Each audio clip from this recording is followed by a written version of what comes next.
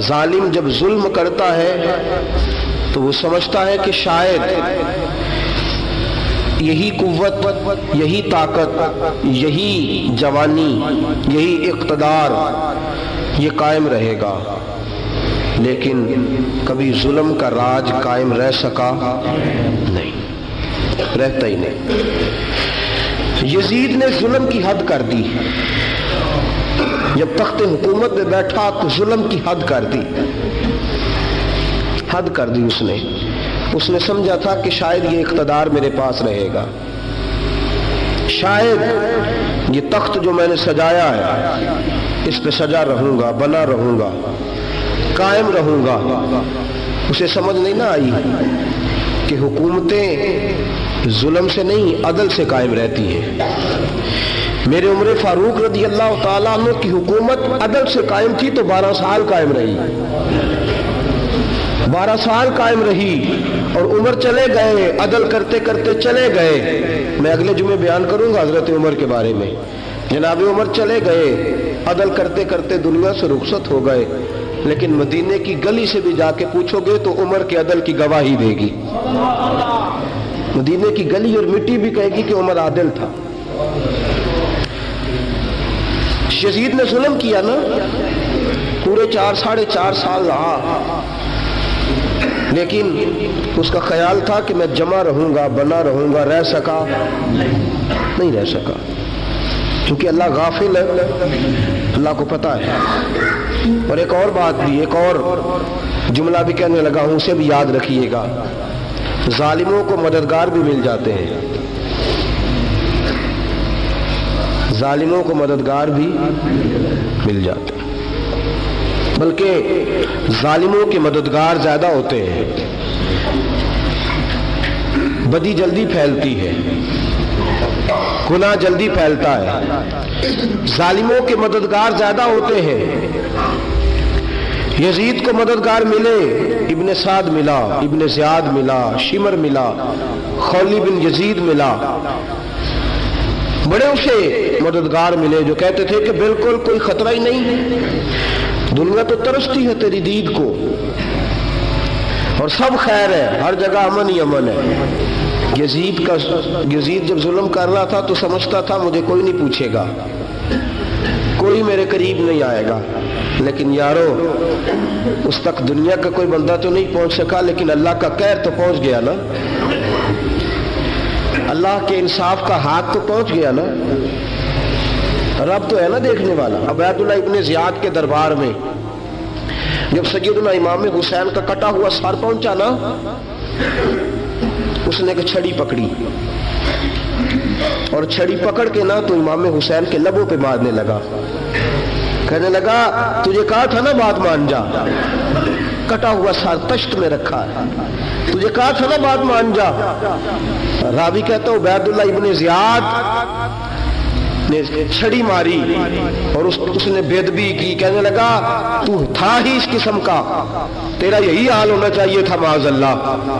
حضرت بریدہ اسلمی حضور کے صحابی دربار میں موجود تھے، فرمایا ابن زیاد تو برا ہے، تیرا باپ برا ہے، چھڑی پیچھے کر۔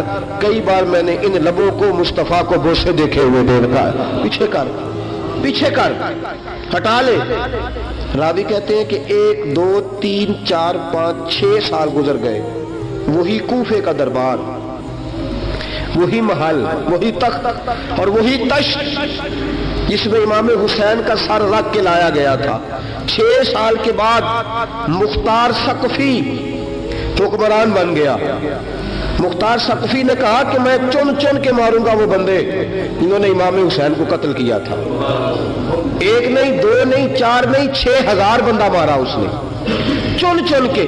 راوی کہتے ہیں کہ یہ ابن زیاد 30,000 فوج لے کے نہر فرات کے کنارے میدان کربلا کے سامنے آیا اور اس نے جہاد کیا۔ مختار ثقفی نے ابراہیم بن مالک کو بھیجا، فرمایا جاؤ قتل کر کے لاؤ۔ لڑائی شروع ہو گئی، 1 محرم کو ہوئی تو پھر بند ہو گئی، پھر 5 کو شروع ہو گئی، پھر 7 کو شروع ہو گئی، 10 محرم کا دن آ گیا، 6 سال کے بعد وہی ظہر کا وقت آ گیا، وہی عبید اللہ ابن زیاد جس نے امام حسین رضی اللہ تعالیٰ عنہ کو قتل کروایا تھا، وہ گرا ہوا ہے اور زمین پہ گرا ہے، اس کی گردن پہ ابراہیم بن مالک نے پیر رکھا اور اس کی گردن کو کاٹ کے تشت میں رکھا، اور تشت میں رکھ کے جب اس نے کوفہ بھیجا، وہی تخت جس پہ عبید اللہ ابن زیاد نے بیٹھ کے امام حسین کے مبارک لبوں پہ چھڑی ماری تھی، اسی تشت پہ رکھ کے جب اسی عبید اللہ ابن زیاد کا سر سامنے رکھا تو کوفے کے اس دارالخلافہ کے ایک کونے سے ایک بابا بولا اور بول کے کہنے لگا، لوگوں گواہ رہنا میرا رب بڑا عادل ہے، گواہ رہنا اللہ بڑا عادل ہے۔ چیختا ہے، کونے سے پکارتا، کہتا لوگوں عدل ہو گیا، انصاف ہو گیا، عدل ہو گیا، انصاف۔ دیکھو دیکھو، جب حسین کا سار آیا تھا، ابن زیاد نے گستاخی کی تھی تو کونے سے آوازیں نکلنے لگی تھی کہ زیاد برا ہے، حسین اچھا ہے۔ آج ابن زیاد کا سار آیا ہے، آواز پھر کونے سے نکلی ہے، لیکن آواز کیا گونج رہی ہے؟ آواز پھر وہی گونج رہی ہے، زیاد ابن زیاد برا تھا، حسین کو اللہ نے بڑی عزت عطا فرما رکھی۔ مکافات عمل، مکافات عمل، اللہ غافل نہیں ظالم جو کام کرتے، اللہ غافل نہیں۔ 6 سال کے بعد وہی دن، وہی وقت، وہی گھڑی، وہی لمحہ، وہی سارا نظام، وہی دربار۔ انسان ڈرتا نہیں، انسان باز آتا، عبرت پکڑتا۔ ابن زیاد اس وقت کہتا تھا کہ میں جاؤں حسین کے پاس، یہ میں جو ہوتی ہے یہ مروا دیتی ہے۔ شیطان نے کہا تھا انا خیر منہم، میں بہتر ہوں، بس ختم ہو گیا، ختم ہو گیا۔ ابن زیاد قتل ہوا، وہی تاریخ، وہی زمانہ، اللہ کریم نے اس کو ذلت کی موت دی، مرا، اور 30,000 فوج لے کے نکلا تھا، پھر بھی بچ سکا نہیں۔ یہ ابن زیاد کا حال ہوا۔ ابن سعد صحابی کا بیٹا تھا، نبی پاک علیہ السلام کے پیارے صحابی کا بیٹا تھا، جناب سعد بن نبی وقاص کی اولاد تھی۔ لیکن یاد رکھنا، اگر ایک صحابی کا بیٹا یزید بن سکتا ہے تو دوسرے کا ابن سعد بھی بن سکتا ہے۔ اور صرف یوں ہی توجہ نہ کیا کرو، ابو جہل کا بیٹا بھی تو صحابی رسول بن گیا تھا نا۔ یخرج الحی من المیت و یخرج المیت من الحی، رب فرماتے میں زندوں سے مردے اور مردوں سے زندے نکال دیا کرتا ہوں۔ میں کبھی کبھی کعبے کے اندر بت بھی رکھوا دیتا ہوں، گھر میرا اور میرے ہی شریک اس گھر کے اندر راج کرتے رہتے، میری بے نیازی ہے، کچھ کا کچھ کر دیتا ہوں۔ ابن سعد مختار حکمران بنا تو مختار ثقفی نے ابن سعد کے بیٹے حفص کو بلایا، اور مزے کی بات یہ ہے کہ مختار جو بعد میں حکمران بنا نا، بڑی یاری تھی اس کی ابن سعد کے ساتھ۔ جتنے قاتلان امام حسین تھے وہ کوفہ چھوڑ کے بھاگ گئے، دوڑ گئے۔ اور ایک بات یاد رکھنا، ظالم بزدل ہوتا ہے، ظالم بزدل ہوتا ہے، اس کے اندر کوئی اطمینان نہیں ہوتا، تو ڈر لگتا۔ بھاگ گئے سارے کوفہ چھوڑ کے، لیکن ابن سعد نے کہا مختار میرا یار ہے، مجھے کچھ نہیں کہے گا۔ اس کے گھر والوں نے سمجھایا کہ تو دوڑ جا، تیرا تو ظلم بھی بہت زیادہ ہے، دوڑ جا تو۔ اس نے کہا نہیں میرا یار ہے، مجھے کچھ نہیں کہے گا۔ اس نے کہا تو نبی پاک کے نواسوں کا نہیں بنا تو تیرا یار تیرا بنے گا، تو رسول پاک علیہ السلام کے خاندان کا نہیں بنا، ان کا تو نے احترام نہیں کیا، یاری کا۔ اس نے کہا نہیں مجھے کچھ نہیں کہنے والا، تم چھوڑو اس بات کو۔ حفص کو پیغام بھیجا، بیٹا آیا۔ مختار نے کہا تیرا باپ کدھر ہے؟ اس نے کہا جی ابا جی اب باہر نہیں نکلتے، بس گھر کے کونے میں بیٹھ کے اللہ اللہ کرتے ہیں۔ اس نے کہا اچھا کیا کرتے ہیں؟ کہا جی گوشہ نشین ہو گئے۔ اس نے کہا اب تیرا باپ گوشہ نشین ہوا ہے؟ اب گوشہ نشین ہوا ہے؟ بھیڑیے سے لومڑی نے کہا کہ جاؤ شکار کر لو، تو بھیڑیا کہنے لگا بوڑھا ہو گیا تھا نا، بھیڑیا کہنے لگا نہیں میں نیک ہو گیا ہوں، میں نے شکار کرنا چھوڑ دیا ہے، میں کسی جانور کو تنگ نہیں کرتا۔ تو لومڑی کہنے لگی نہیں بادشاہ سچی بات کر، اب تو اسے دوڑا ہی نہیں جاتا۔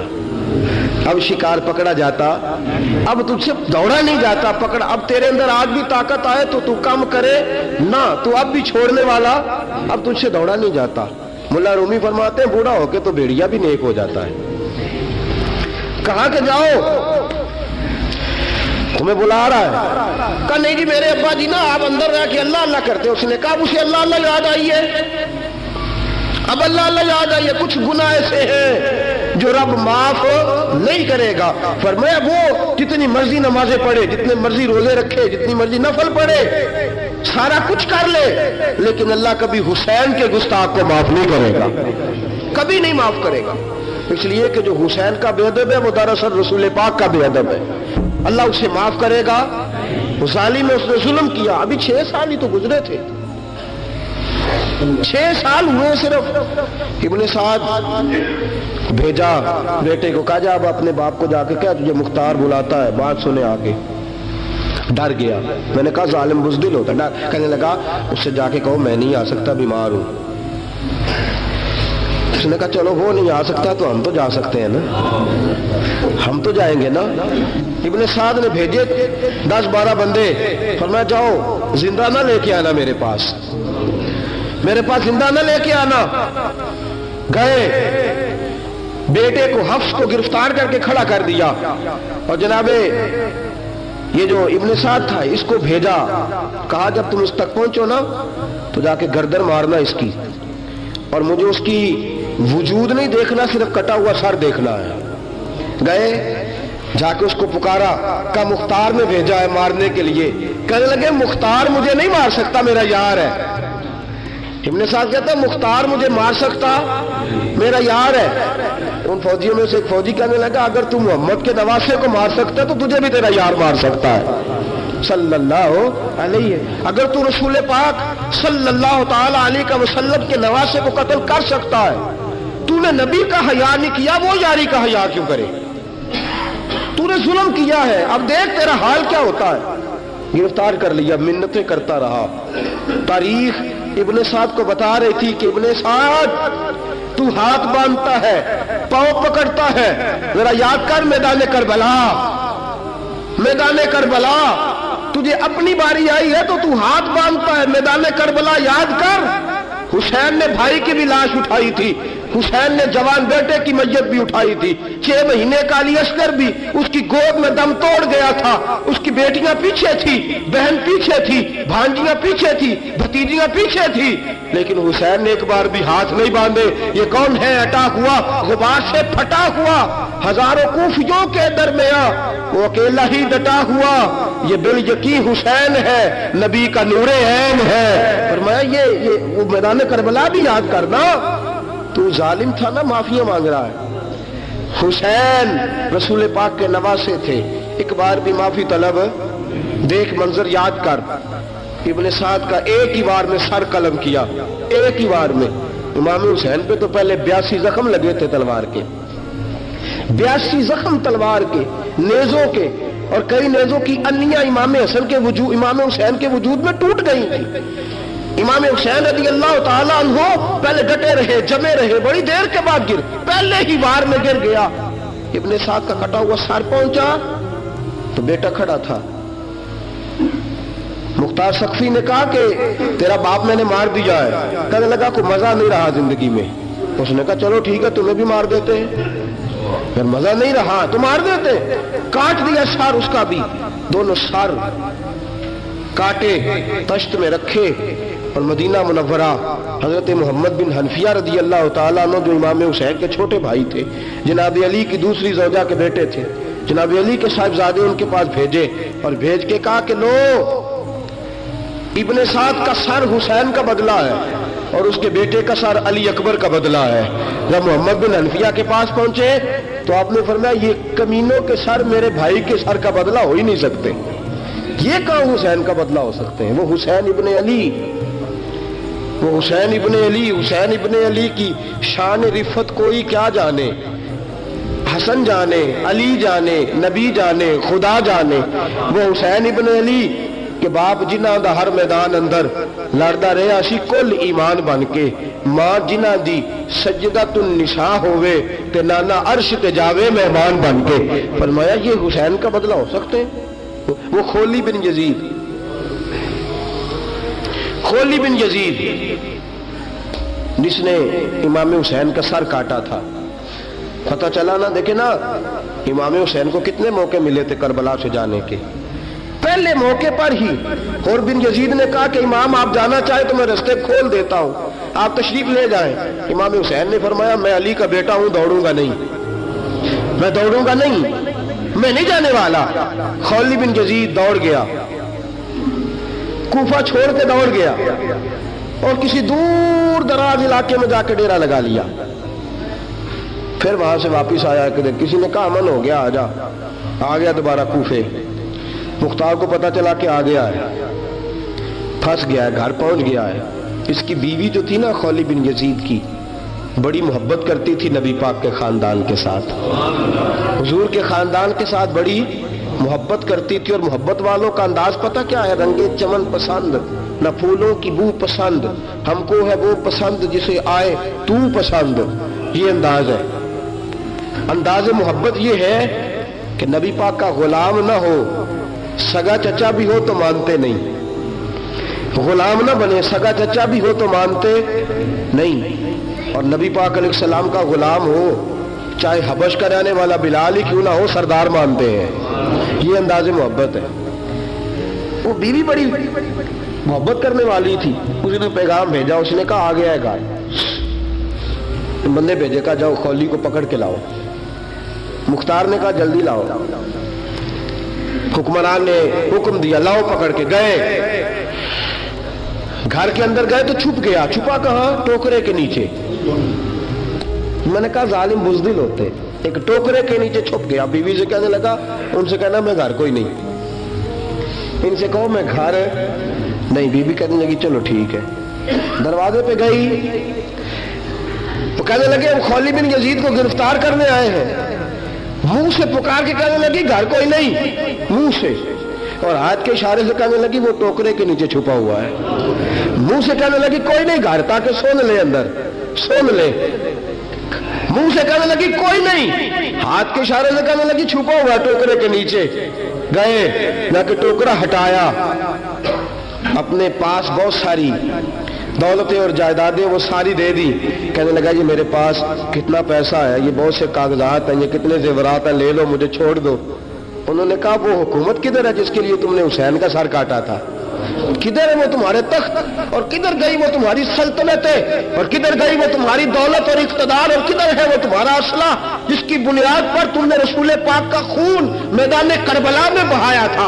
وہ ہمارے سامنے لے کے آ۔ کہنے لگا یہ تھوڑے سے انعامات جو میں نے اکٹھے کیے تھے، یہ دنیا کی گندی دولت، اس کے لیے میں نے میدان کربلا میں امام حسین کا مبارک سر مبارک تن سے جدا کیا تھا، لے لو، مجھے چھوڑ دو۔ انہوں نے کہا نہ دنیا میں لے تجھے چھوڑیں گے، اور نہ اللہ ہی تجھے قیامت کے دن چھوڑے گا۔ گرفتار کر کے لائے، گرفتار کر کے لائے۔ مختار نے کوفے کے بازاروں کے اندر اعلان کیا کہ آؤ باہر نکلو، تمہیں بتاؤں حسین ابن علی کا خاندان گرفتار کر کے انہی کوفے کی گلیوں میں پھرایا گیا تھا نا، یہی گھمایا گیا تھا، آؤ تمہیں دکھاؤں خدا کا انتقام اور اللہ تبارک و تعالیٰ کا انصاف تمہیں دکھاؤں، آؤ میدانوں میں نکلو، گھروں سے باہر آؤ۔ مختار ثقفی اگرچہ بندہ آباد میں یہ بھی ٹھیک نہ نکلا، لیکن بعض اوقات میرے نبی پاک علیہ السلام نے فرمایا اللہ اپنے دین کا کام اپنے نافرمان سے بھی لے لیا کرتا ہے، اس نے کام لینا ہو فاسق سے بھی لے لیتا ہے۔ اللہ نے لے لیا کام، نکلو میدانوں میں، نکلے باہر، چوک بھر گئے، گلیاں بھر گئیں، کوفے کے محلات بھر گئے۔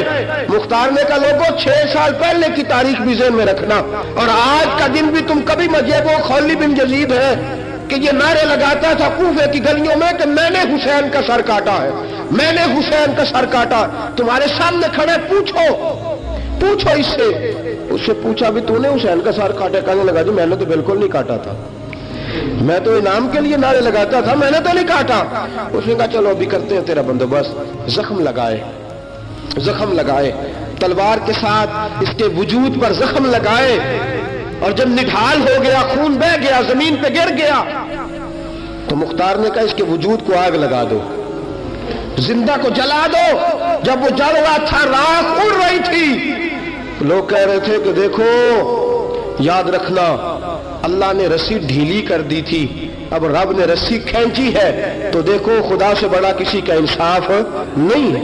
کس انداز میں امام حسین کے قاتل کو شمر ذل جوشن، میں نے کہا تھا 10 محرم کے دن جب مختار کے لوگ اس کے پیچھے بھاگے تو مدینہ منورہ تک گیا، حضرت امام زین العابدین سے بھی ملا، انہوں نے پانی بھی پلایا، کہنے لگا امام صاحب لگتا ہے آپ نے مجھے پہچانا نہیں۔ فرمایا میرا سارا گھر اجاڑ دیا، میں تجھے بھول سکتا ہوں؟ کہا پھر پانی کیوں پلایا ہے؟ فرمایا بند کرنا تمہارا کام ہے اور دشمنوں کو پلا دینا یہ ہمارے خاندان کا رواج ہے۔ فرمایا میرا سارا گھر اجاڑ دیا، تجھے کبھی بھول سکتا ہوں؟ بھول ہی نہیں سکتا، لیکن چونکہ ہمارے گھر کا کوئی مزاج ہی تھوڑا منفرد ہے، ہمارا کوئی انداز ہی تھوڑا مختلف ہے۔ شمر دوڑتا امام زین العابدین سے کہنے لگا پناہ، مجھے پناہ ملے گی؟ آپ نے فرمایا جیسے اللہ پناہ نہ دے اسے بندہ بھی نہیں دے سکتا، تیرے پاس اب چارہ کوئی نہیں، اس لیے کہ اب تجھے دیکھے نا، یاد رکھنا ظالم دوڑتے ہیں نا، جب ظالم دوڑتے ہیں تو پناہ مانگتے پھرتے ہیں، جب ان کا توتی بولتا ہے تو کہتے ہیں ہم چما دیگرے نیست، ہمارے جیسا کوئی اور ہے ہی نہیں، اور جب رسی کھینچتا ہے اللہ تو پھر بھاگے پھرتے ہیں گلیوں اور بازاروں میں، دوڑے پھرتے ہیں۔ اس لیے کہتے ہیں کہ ڈر کے رہنا چاہیے، ڈر کے۔ آج بھی ان کے ساری شمر کو کہا کہ تو اب تجھے کوئی پناہ دے نہیں سکتا، اس لیے کہ تو اللہ کی پکڑ میں آنے والا ہے۔ شمر دوڑتا دوڑتا ایک گاؤں میں جا کے چھپ گیا، وہاں کے لوگوں کو مارا پیٹا، کہا قبر کسی نے بتایا تو گردن اڑا دوں گا۔ رات کا سناٹا چھایا تو مختار سقفی کا گروہ پہنچ گیا، شمر کو گرفتار کر کے لایا۔ مختار سقفی نے کہا کہ اس کے نا ہاتھ اور پیر باندھو، یہ پانی بند کرتا تھا میرے امام کے بچوں پر، یہ پانی بند، اور نعرے لگاتا تھا، کھڑا ہو کے کہتا تھا کہ امام پانی جانوروں کو دوں گا، درندوں پرندوں چرندوں کو دوں گا، لیکن اگر علی اصغر مانگے گا تو پھر نہیں دوں گا، علی اکبر مانگے گا تو پھر نہیں دوں گا، عباس مانگیں گے تو پھر نہیں دوں گا، اگر زین العابدین مانگیں گے تو نہیں دوں گا، سکینہ شہر بانو اور زینب کو پانی نہیں ملے گا، باقی ساری کائنات پیے گی، آپ کو نہیں ملے گا۔ یہ وہی شمر تھا، گرفتار کر کے لایا، 3 دن تک پیاسا رکھا اور زبان اتنی لمبی باہر نکل آئی، العطش العطش کی آوازیں بلند کرنے لگا۔ کہا جناب اس کا کرنا کیا؟ کہا اس کے ہاتھ باندھ دو، پیر باندھ دو، اور جو بھوکے کتے ہیں نا جن کو کئی دنوں سے میں نے بھوکا رکھا ہوا ہے، وہ کتے اس پر چھوڑو، اور جب کتے اس کا گوشت نوچے تو کوفے کے بازاروں میں اعلان کرنا کہ جو نبی پاک کی اہل بیت کا گستاخ ہو اسے اسرائیل بھی جان نکالنے نہیں آتے۔ کتے نوچتے ہیں، تڑپتا ہے لیکن جان نکلتی۔ کہا آؤ دیکھو آ کے یہ ہے میت کسی بے ادب کی، منہ دکھانے کے قابل نہیں ہے، ان کے دشمن پہ لعنت خدا کی، رحم پانے کے قابل نہیں ہے۔ فرمایا دیکھو جان بھی نہیں نکل رہی۔ فرمایا یہ وہ ہے اس کو 2 گز زمین بھی نہیں مل سکی، کتوں کے پیٹوں میں اسے جگہ ملی ہے۔